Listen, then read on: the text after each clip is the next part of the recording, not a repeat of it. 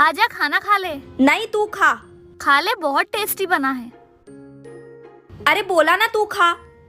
कितनी बार बोलना पड़ेगा तुझे, खाती क्यों नहीं है? अभी मेरा मन नहीं है, थोड़ी देर से खाऊंगी। इतना नाटक क्यों कर रही है? खा लेना, बाद में फोन चला लेना। अभी तू खा ले, मैं बाद में खा लूंगी। एक खाने के लिए तुझे बार बार बोलना पड़ रहा है। मैंने सोचा था कि अपन दोनों साथ में बैठकर खाएंगे। रोज तो साथ में खाते, आज तू अकेली नहीं खा सकती? आखिरी बार पूछ रही हूँ, खाएगी या फिर मैं जाऊँ? नहीं खाना मुझे। मैं जा रही हूँ। अरे तू बुरा क्यों मानती है? खा लेती हूँ मैं।